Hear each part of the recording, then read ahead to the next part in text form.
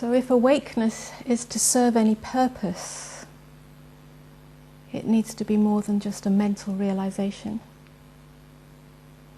Yeah, very often it happens in the mind first, through the capacity of clear seeing. And that's all well and good, but very often it stays in the mind. If it's to serve any purpose in our lives, then it needs to come out of the head into the heart. It needs to infuse every aspect of our being.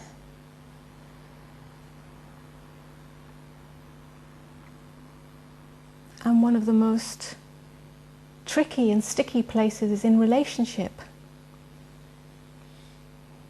in the meeting place between you and me,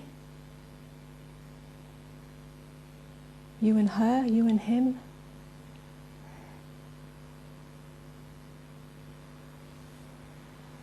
That's the challenge, if you like. So this meeting is really a microcosm of every single relationship, the relationship with the world.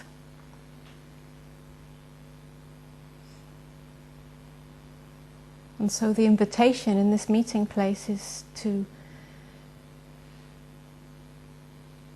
meet each other and meet this moment with the innocence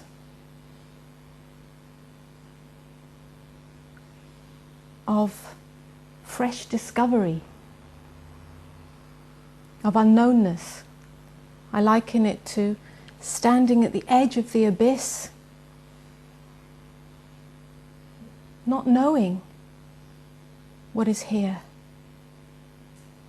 Because we so often come into relationship, into meeting each other, into meeting the other, into meeting the world, with some preconceived idea of what it is that we're relating to, or who the other is, or what the other is. And that's the story that we carry from our own baggage, if you like, from our own past, that we project onto the other, project onto the world, and then we think we know who the other is. And the longer we know someone or something, the more heavy that story becomes, the more dense that story becomes. And then we don't have true relating anymore. We don't have true meeting in the nakedness of what is possible.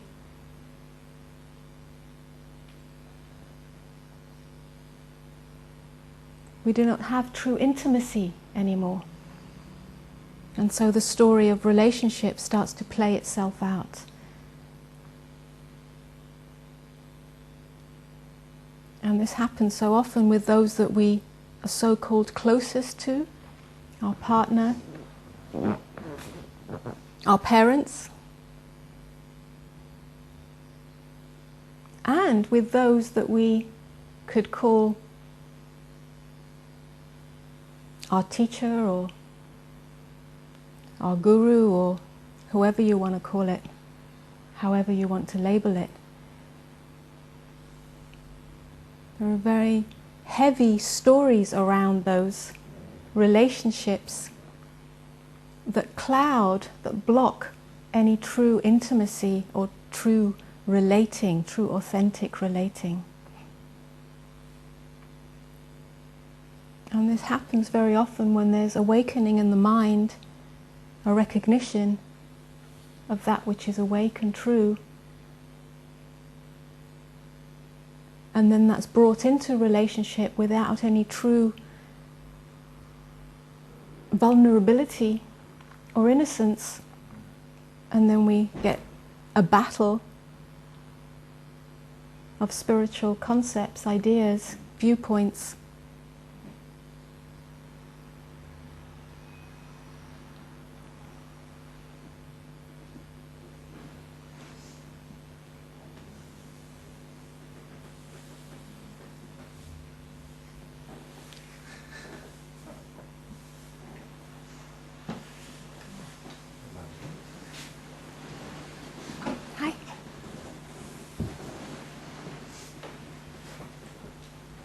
So my invitation today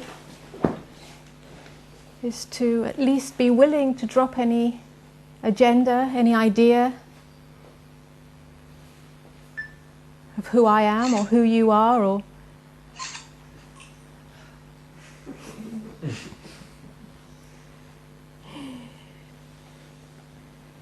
and to stand at that abyss, to stand in that place of vulnerability, to stand in that place of innocence, to stand in that place of not knowing, to truly be willing to see what is here, to meet what is here.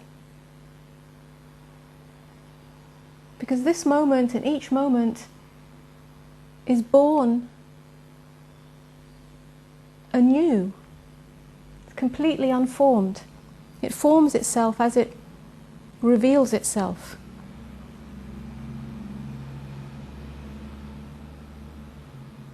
This moment opens its heart to you.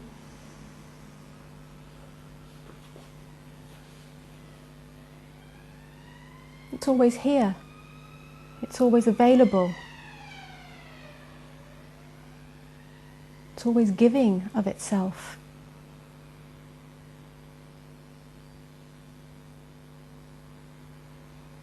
This moment always loves you. It doesn't turn away from you. It doesn't deny you. It doesn't reject you.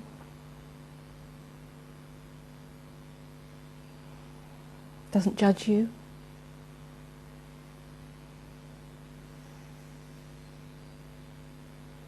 It's totally open, unconditional. And this moment is only a reflection of your heart, of your awakeness.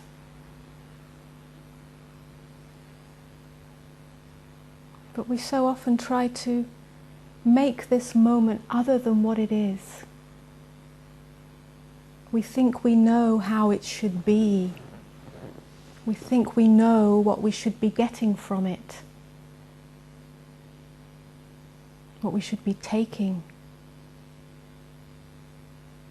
And if it doesn't live up to that idea, then we reject it.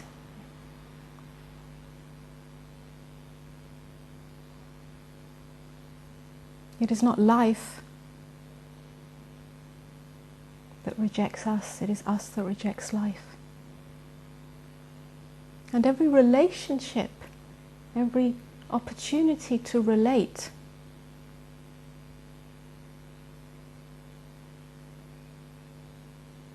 reveals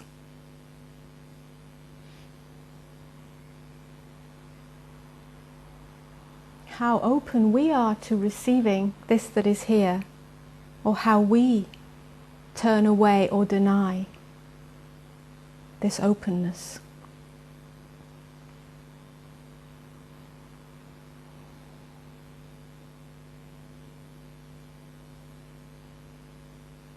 So to meet each other, to meet your lover, your husband, your wife, your children, your mother, your father, or anyone else we can name, to meet them truly is a great act of courage.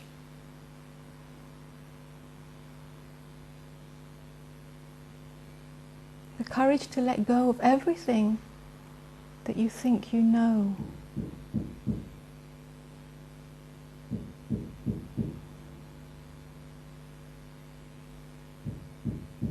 We think that relationship is about giving and receiving. But actually it's about dying.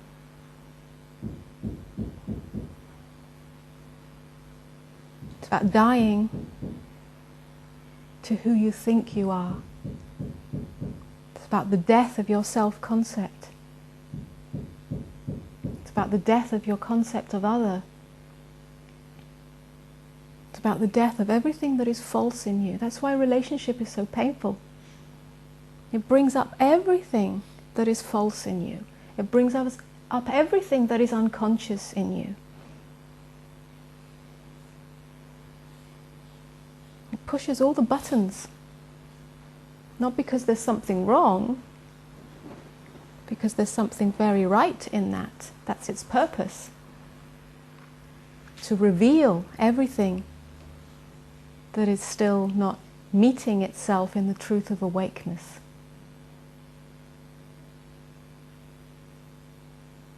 There's a lot of teachings that say there is no relationship, there is no world, there is no other, there is no self, there is no evolution, etc., etc.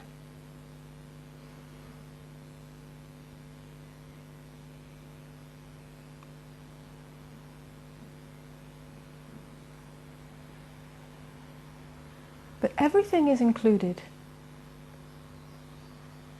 The ideas that we have about the world, the ideas that we have about relationship, the ideas that we have about other, about self, these are the things that are the illusion. These are the things that do not exist except in our own minds.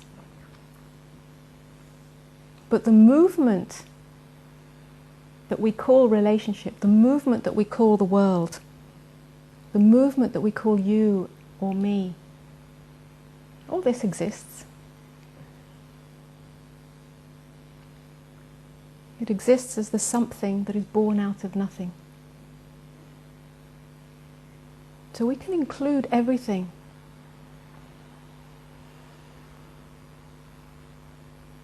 It's not what we include or exclude. It's how we include everything.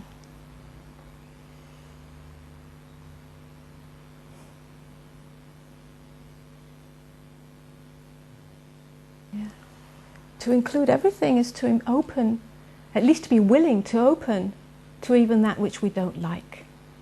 And this is always a tricky area, because I often get asked the question, well, what if you're being abused? What if somebody is being harming you? Or there's a harmful situation, or that kind of thing. And it's not about not saying no. There is the possibility to say no. It's not about being a passive doormat.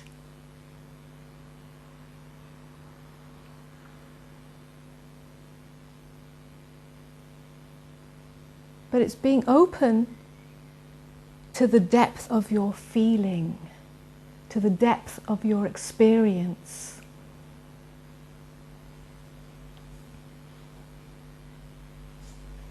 Even if that experience is agonizing or irritating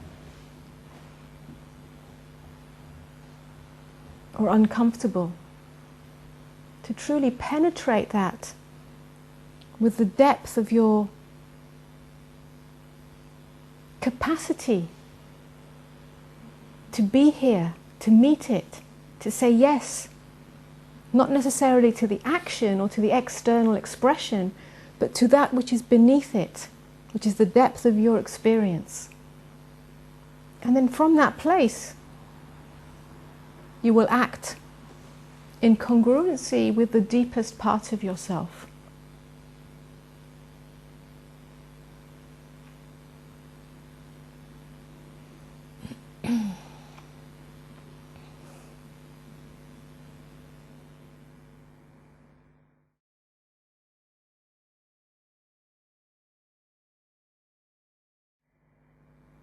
Sometimes the waves are teasing us. Yeah. They come and they sort of tickle your toes, and then they go again, and you're still looking for something. When sadness comes, or however we want to label it, an energy comes. Perhaps not to call it sadness, not to remember it as sadness. It's just a movement of energy. Sometimes it's a whisper, sometimes it's a tornado, but neither trying to get rid of it nor trying to hold on to it. It's not yours. We often feel like we want to get to the root of something because we personalize it. It's my sadness, my anger, there must be a root to this, I need to dig it out. If that comes, it comes. But if it doesn't, it's not yours. It's not yours anyway. But to be open, like the sky, to all movement, even if that movement seems superficial. Yeah? You've already created some description. I mean, we have to use words, so I'm not saying don't use words, but in your inner experience, what needs to be penetrated here is your description of what is happening. It's your story of what is happening. There is sadness, but I can't get any further. I can't, yeah? Sadness. Take that away. Take that name away. Take away this idea that you need to get to the root of it, or that it needs to be more intense, or that it needs to make sense, or it needs to have meaning. What if it's meaningless? Yeah. We are such a conglomeration of neurological impulses from this moment to what we've carried in the past to what may be being brought forwards into the future. And when we try to make sense of it, we are limiting that movement of energy. So to allow everything, there's your depth. To allow even this that you cannot name or cannot get to, or whatever it is that you're searching for in that. To allow that. Because the sky doesn't mind if the clouds are just little wisps, or whether they're great big storms, or whether that storm passes, or whether they just hang around. Yeah? And in that allowing, in that spaciousness that will emerge in you, when you don't try to limit even that experience, then what needs to be revealed will be revealed. And if nothing is revealed, that's what's being revealed. Yeah? So when I say penetrate the depth of your experience, penetrate the depth of your feeling, it doesn't have to be like really intense. This is the penetration I'm talking about. It's a much bigger spaciousness. Penetrate that which you are creating around the experience, which is, I need to have a more intense experience, or I need to get to the root of it. Penetrate that with your awareness. And that penetration is an opening. Yeah? Penetration is both a depth and a breadth. Yeah? And there is freedom in that. Yeah.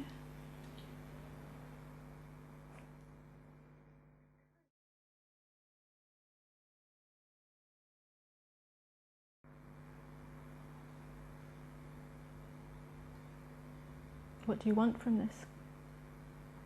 I want his suffering to end. You want his suffering to end? I want his suffering to end. What about your suffering? My suffering will end.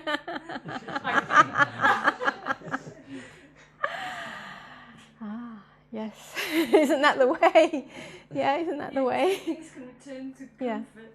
Yeah, yeah, Peace. yeah. If We want only the he- world if to only stop he'd stop. suffering. Yes, if only I he, do. she, it would stop. If only the Yes. world was a perfect place. If only everyone would stop killing each Yes, other, blah de please. blah. I'd be happy, I'd be free. That's a big one.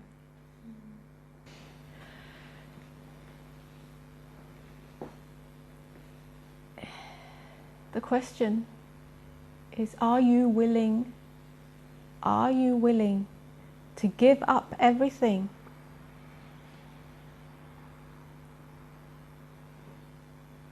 that prevents you from knowing yourself as freedom, as love, even if that suffering doesn't stop.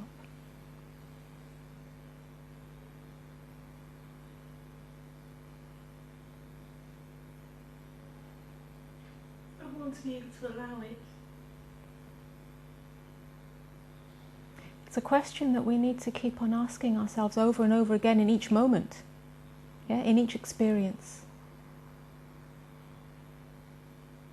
Because the pull, the momentum of that which you have just described, that we want someone else's suffering or the world's suffering or whatever it is that we're seeing out there to stop, even our own suffering, to stop before we can know that which is true in us,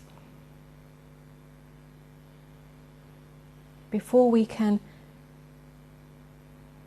know ourselves as love, as freedom, as awakeness, as peace, as emptiness. That momentum is huge. That is very often the baggage, if you like, that we carry into the meeting with the world. And even in spiritual and New Age circles, where this idea of oneness, this idea of a perfect world, this idea of living in peace and harmony seems to be the right idea, that's the same story. Mother Teresa did not wait for the suffering of the world to stop before she saw the light in everyone. When you recognize the light in yourself, when you recognize that which is awake in you, then you will see that in everything, whether there is suffering or not. And it's a challenge. It's a challenge. It means that we have to be willing for our heart to break over and over again, to see someone else's suffering and to be helpless in the face of that is the hugest heartbreak there can be. But no amount of squirming or struggling or scuffling can amend that. You cannot save the world, you cannot save the other. You can only save yourself from the tyranny of your own thinking.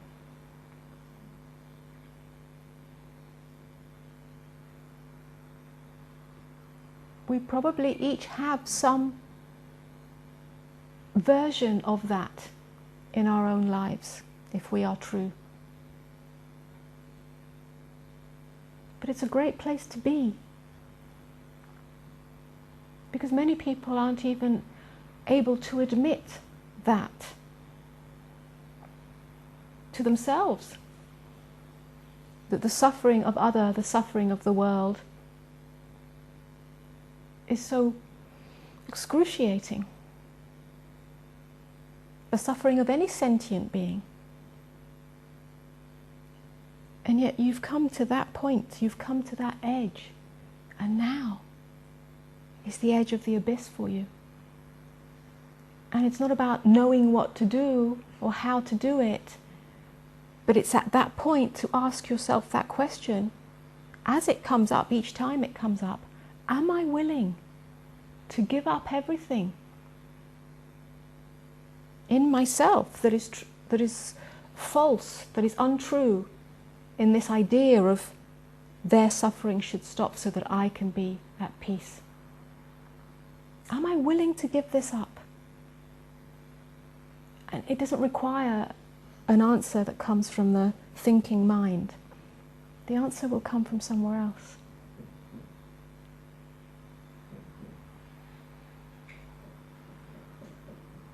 breaking of the heart.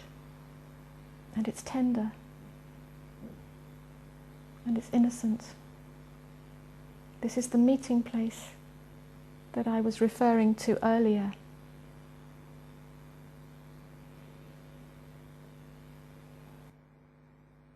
And there's a great freedom in that.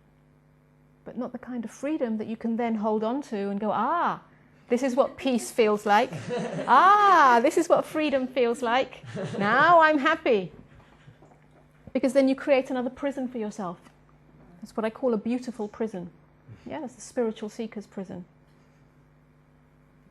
I know that one. I've been there a long time. But in each moment, to give that up as well. Yeah, it's having your heart broken over and over again.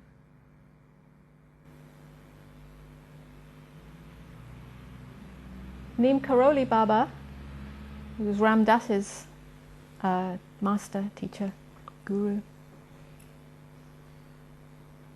when faced with people's suffering, who'd come to him and pray and beg him to take their suffering away. Oh, my son's died, I can't bear it, I'm in such pain, please Baba, take my pain away, give me enlightenment, give me peace, give me whatever. He would sit in silence and eventually he'd say, I love suffering, it brings me closer to God. What does that mean? It doesn't mean, oh, I'm a victim, I love suffering, therefore I'm going to stay in the story of suffering. I'm going to be a victim of life. I'm going to be a victim of this relationship. No, it doesn't mean that. It means that in meeting the agony of the story of suffering, meeting it with the resoluteness of full presence to this that is here in this experience, which I may call suffering, and meeting it with the unboundedness of an open heart, which we could call compassion. That's not pity. It's an openness of heart. It's a brokenness of heart. It's an unconditionality of heart. It's an allowing, just like the sky, unending. In meeting with full presence and full openness, everything that appears in this story of suffering, walking through every terrain, every inner landscape, whether it be heaven or hell, you discover that within you which is untouched by that, untainted by that, that which you might call God, that which is eternal, that which is awake.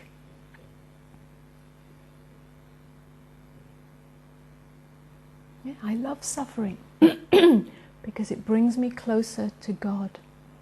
Yeah, take every concept of suffering away and every concept of God away from that simple sentence and you get close to the truth of it.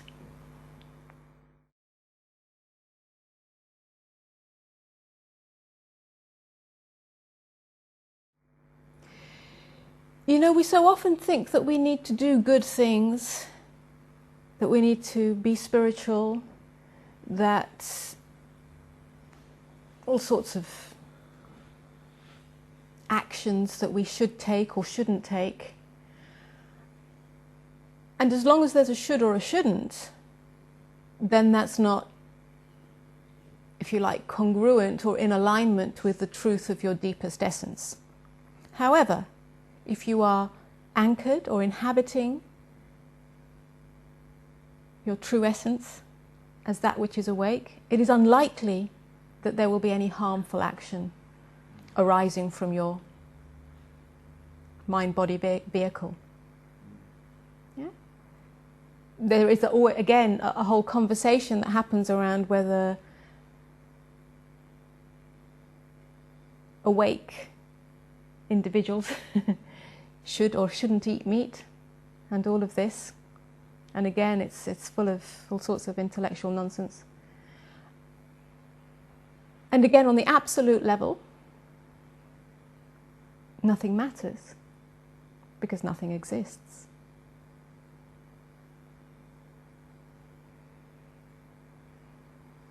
But that which is awake, when it meets itself in everything, it's impossible to be violent towards this that is here, because what's in you is in me. What's in that creature is in me. Everything becomes recognized as awakeness itself. Everything is recognized as the one. When everything is recognized as the one, it's impossible for the one to be violent towards the one, because there is no other at that point. So when we get to the root of separation, and that illusion of separation is truly revealed as that, illusory, then there's no question about violence or hurting or creating suffering in the other.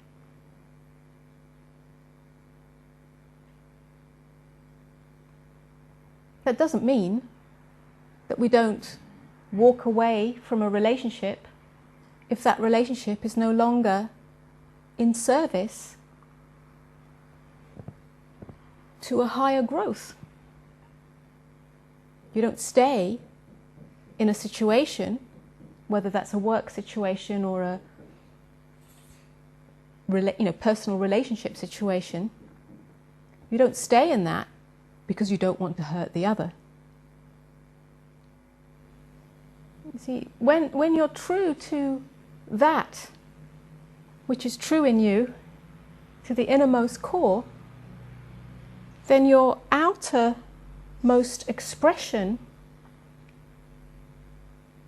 will reflect that naturally, because there'll be no separation between inner and outer. But if we're attempting to fix or maneuver the external expression before we've discovered the deepest innermost, then there'll always be a question. Should I do this? Should I act like that? Should I say that? Yeah? So the work, if you like, needs to be done inside first. And then everything on the external will happen as a natural expression of that.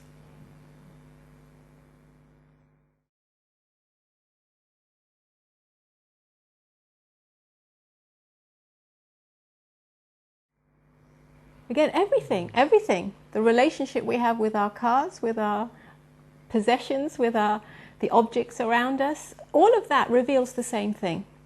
That's a relationship as well. Everything reveals that which is false in you. Everything pushes the buttons. Everything brings up everything that is unconscious in you. Everything that prevents you from knowing yourself as that which is not this nor that. You are not your car, you are not your this, you are not your spiritual community, you are not that, and yet we are so hemmed in by all these things. Yeah? So everything is a doorway to the discovery of that which is free, or not yet free. Yeah. So this car's arrived in your life to reveal a deeper truth in you. Yeah? What's on the outside is really what's on the inside. We think there's an object out there, but actually it's inside you. Yeah? The energy of it is an energy in you. That's why it's appeared in your life. It's not a car. always hot in its essence. Hot. For me, that's my experience. It Yeah. happens. Fire. So when this heat comes, here is your doorway to allow that which is false in you to burn in that fire, to surrender it to the fire, even though that feels scary, even though that feels like it might be painful, even though it feels it might destroy you. Here is your edge of the abyss. That's the invitation. That's why it keeps coming up for you. There's mental heat, physical heat, emotional heat. Give it all up. Be willing to surrender even the tiniest willingness is enough. It's like this willingness to surrender everything to this inner transformation. It's like the light. It's like turning on the light. And all we have to do is allow that light to be turned on 1%. It doesn't have to be 100%. 1% will make the difference.